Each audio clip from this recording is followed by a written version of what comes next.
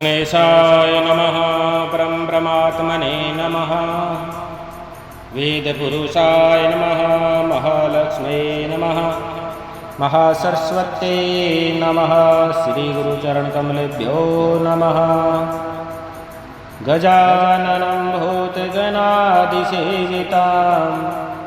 कपितजम्बोफलचारुभक्षणम् उमासुतं शोकविनाशकारकं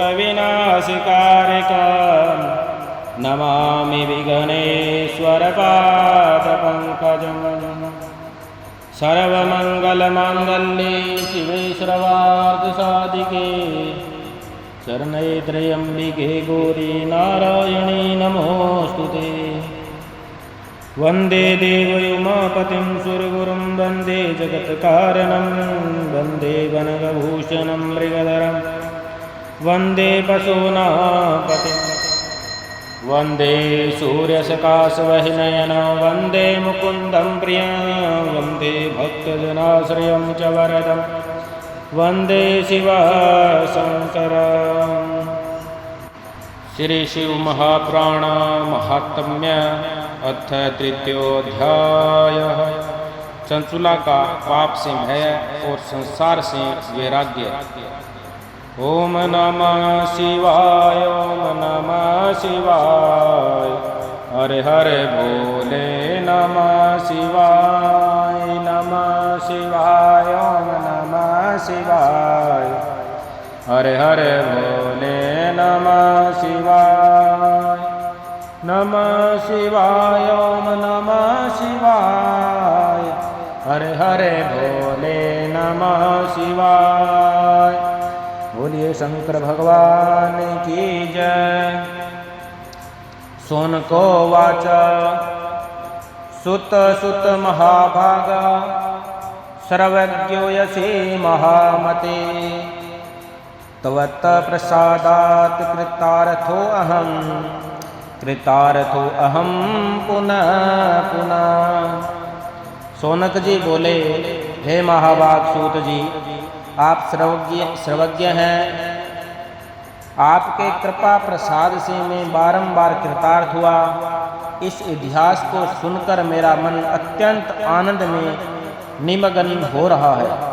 अतः अब भगवान शिव प्रेम बढ़ाने वाले शिव संबंधी दूसरी कथाओं को भी कहिए। अमृत पीने वालों को लोक में कहीं मुक्ति नहीं प्राप्त होती है, किंतु भगवान शंकर के कथामृत का पान तो प्रत्यक्ष ही मुक्ति देने वाला है। सदा शिव की जिस कथा के सुनने मात्र से मनुष्य शिवलोक प्राप्त कर लेता है, वह कथा धन्य है और कथा का स्मरण करने वाले आप भी धन्य हैं। सूत जी बोले, हे सोनक, सुनिए, मैं आपके सामने गोपनीय कथा वस्तु का भी वर्णन करूंगा, क्योंकि आप शिव भक्तों में अग्रण्य हैं, वेदांतों में श्रेष्ठ हैं। समुद्र के निकटवर्ती प्रदेशों में एक बासकल नामक ग्राम है, जहाँ वैदिक धर्म से विमुख महापापी द्विज निवास करते हैं। वे सब के सब बड़े दुष्ट हैं। उनका मन दूषित विषय भोगों में ही लगा रहता है। वे न देवताओं पर विश्वास करते हैं, न भाग्य पर। वे सभी कुटिल वृत्ति वाले हैं, किसानी करते हैं और भांति भांति के घातक अस्त्र शस्त्र रखते हैं। वे पर स्त्री गमन करने वाले और खल हैं। ज्ञान वैराग्य तथा समृद्धकों में बिल्कुल नहीं जानते। वे सभी पशु बुद्धि वाले हैं और सदा दूषित बातों को सुनने में संलग्न रहते हैं। जहाँ के द्विज ऐसे हों, वहाँ के अन्य वर्णों विषयों में क्या कहा जाए। अन्य वर्णों के लोग भी उन्हीं की भांति कुत्सित विचार रखने वाले स्वधर्म विमुख एवं खल हैं। वे सदा कुकर्म में लगे रहते हैं और नित्य विषय भोगों में ही डूबे रहते हैं। वहाँ की सब स्त्रियां भी कुटिल स्वभाव की, स्वेच्छाचारिणी, पाप सक्त, कुत्सित विचार वाली और भयभिचारिणी हैं।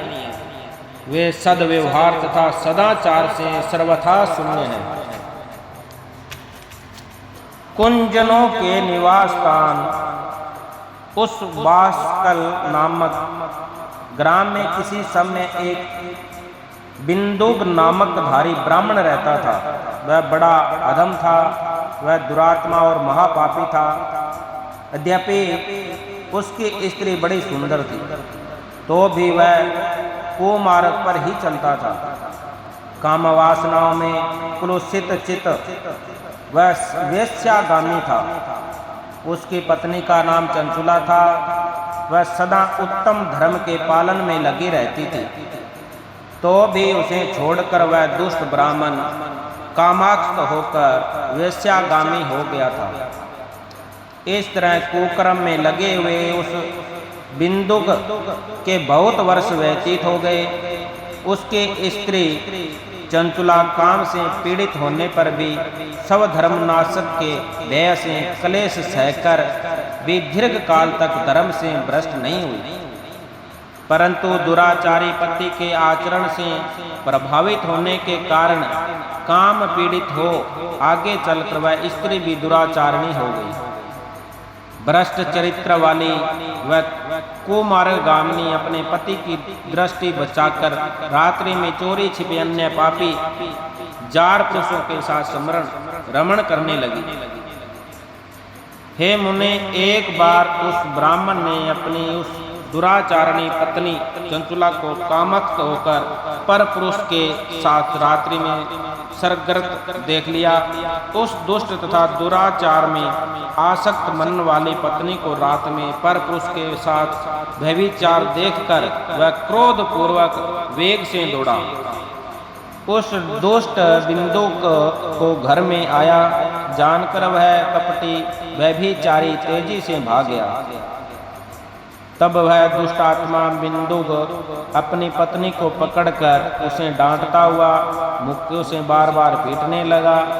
वह भयविचारिणी दुष्टा नारी चंचुला पीटी जाने पर कुपित होकर निर्भया पूर्वक अपने दुष्ट पति बिंदुक से कहने लगी।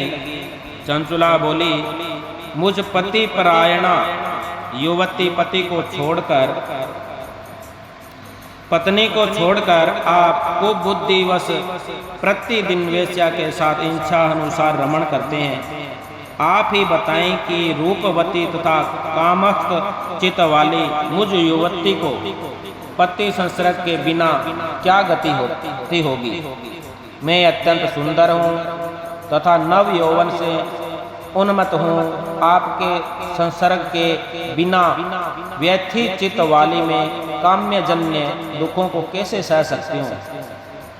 सूत जी बोले, उस स्त्री के इस प्रकार कहने पर वह मूढ़ बुद्धि मूर्ख ब्राह्मण स्वधर्म विमुख दुष्ट पापी बिंदुक कहने लगा। बिंदुक बोला, काम से व्याकुल चित्त होकर तुमने यह सत्य ही कहा है। हे प्रिय, तुम भय त्याग दो और मैं जो तुमसे हित की बात कहता हूँ उसे सुनो। तुम निर्भय होकर नित्य परपुरुषों के साथ संसर्ग करो, उन्हें संतुष्ट करके उनसे धन खींचो। वह सारा धन वेश्या के प्रति आसक्त मन वाले मुझको दे दिया। इससे तुम्हारा और मेरा दोनों का ही स्वार्थ सिद्ध हो जाएगा। सूत जी बोले, पति का यह वचन सुनकर उसकी पत्नी चंचुला ने प्रसन्न होकर उसकी कई बात मान ली। उन दोनों दुराचारी पति पत्नी ने इस प्रकार समझौता कर लिया तथा वे दोनों निर्भय चित्त से कुकर्म में लीन हो गए। इस तरह दुराचार में डूबे हुए मूढ़ चित्त वाले पति पत्नी का बहुत सा समय व्यर्थ बीत गया। तदंतर शूद्र जातीय वेश्या का पति बना हुआ वह दूषित बुद्धि वाला दुष्ट ब्राह्मण बिंदुक समय अनुसार मृत्यु को प्राप्त हो नरक में जा पड़ा। बहुत दिनों तक नरक के दुख भोग कर वह मूढ़ बुद्धि पापी विंध्य पर्वत पर भयंकर पिशाच हुआ। इधर उस दुराचारी पति बिंदुक के मर जाने पर वह मूढ़ हृदया चंचुला बहुत समय तक पुरुषों के साथ अपने घर में ही रही। इस प्रकार प्रेम पूर्वक कामस्थ होकर जारों के साथ विहार करती हुई उस चंचुला नामक स्त्री का कुछ यौवन समय के साथ ढलने लगा। एक दिन देव योग से किसी पुण्य पर्व के आने पर वह स्त्री भाई बंधुओं के साथ गोकर्ण क्षेत्र में गई। तीर्थयात्रियों के संग से उसने भी उस समय जाकर किसी तीर्थ के जल में स्नान किया। फिर वह साधारणतया मेला देखने की दृष्टि से बंधुजनों के साथ यत्र तत्र घूमने लगी। घूमती घामती किसी देव मंदिर में उसने एक देवज्ञ ब्राह्मण के मुख से भगवान शिव की परम पवित्र एवं मंगलकारी उत्तम पौराणिक कथा सुनी। कथावाचक ब्राह्मण कह रहे थे कि जो स्त्रियां परपुरुषों के साथ व्यभिचार करती है वे मरने के बाद जब यमलोक में जाती है तब यमराज के दूत उनकी योनियों में तपे हुए लोहे का परिघ डालते हैं। पौराणिक ब्राह्मणों के मुख से यह वैराग्य बढ़ाने वाली कथा सुनकर चंचुला भय से व्याकुल हो और वहां कांपने लग गई। जब कथा समाप्त हुई और लोग वहां से बाहर चले गए तब वह भयभीत नारी एकांत में शिव पुराण की कथा बांचने वाले उन ब्राह्मणों से कहने लगी। चंचुला ने कहा, ब्राह्मण देव, मैं अपने धर्म को नहीं जानती थी, इसलिए मेरे द्वारा बड़ा दुराचार हुआ है।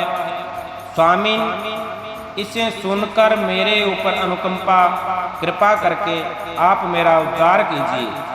हे प्रभु, मैं मूढ़ बुद्धि के कारण घोर पाप किया है। मैंने कामद होकर अपनी संपूर्ण युवावस्था व्यभिचार में बिताई है।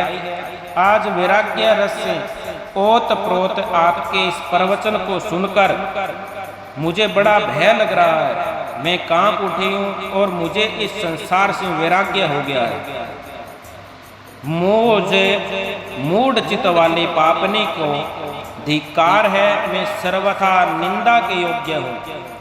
मैं कुत्सित विषयों में फंसी हुई हूँ और अपने धर्म से विमुख हो गई हूँ। थोड़े से सुख के लिए अपने हित का नाश करने वाले तथा भयंकर कष्ट देने वाले घोर पाप मैंने अनजाने में ही कर डाले।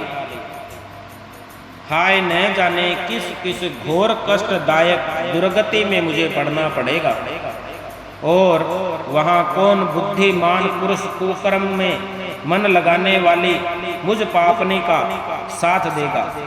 मृत्यु काल में उन भयंकर यमदूतों को मैं कैसे देखूंगी जब वे बलपूर्वक मेरे गले में फंदे डालकर मुझे बांधेंगे, तब मैं कैसे धीरज धारण कर सकती हूँ। नरक में जब मेरे शरीर के टुकड़े टुकड़े किए जाएंगे उस समय विशेष दुख देने वाली उस महात्माओं को मैं वहाँ कैसे सहूँगी। दुख और शोक से ग्रस्त होकर मैं दिन में सहज इंद्रिय व्यापार और रात्रि में नींद कैसे प्राप्त कर सकती हूँ। मैं मारी गई, मैं जल गई, मेरा हृदय विदीर्ण हो गया है और मैं सब प्रकार से नष्ट हो गई हूँ, क्योंकि मैं हर तरह से पापों में ही डूबी रही हूँ। हाय विधाता, मुझ पापनी को आपने हठात ऐसी दुर्बुद्धि क्यों दे दी जो सभी प्रकार का सुख देने वाले शव धर्म से दूर कर देती है। हे द्विशूल से बिंधा हुआ व्यक्ति उसे पर्वत शिखर से गिरने पर जैसा घोर कष्ट पाता है, उससे भी करोड़ों गुना कष्ट मुझे है। सैकड़ों अश्वमेध यज्ञ करके अथवा सैकड़ों वर्षों तक गंगा स्नान करने पर भी मेरे घोर पापों की शुद्धि संभव नहीं दिखती। मैं क्या करूं, कहाँ जाऊं और किसका आश्रय लूं। मुझ नगर गामिनी की इस संसार में कौन रक्षा करेगा। हे ब्राह्मण, आप ही मेरे गुरु हैं, आप ही माता हैं, आप ही पिता हैं, आपकी शरण में आई हूँ। मुझ दीन अबला का उद्धार कीजिए। सूत जी बोले, हे सोनक, इस प्रकार खेद और वैराग्य से युक्त हुई चंचुला उस ब्राह्मण के चरणों में गिर पड़ी। तब उन बुद्धिमान ब्राह्मण ने कृपा पूर्वक उसे उठाकर इस प्रकार कहा। बोले शंकर भगवान की जय। ओम नमः शिवाय, ओम नमः शिवाय, हरे हरे भोले नमः शिवाय ओम नमः शिवाय हरे हरे भोले नमः शिवाय ओम नमः शिवाय हरे हरे भोले नमः शिवाय। इति श्री स्कंदे महापुराणे शिवपुराण माहात्म्ये चंचुला वैराग्य वर्णनम नाम तृतीयोऽध्याय। बोलिए शंकर भगवान की जय।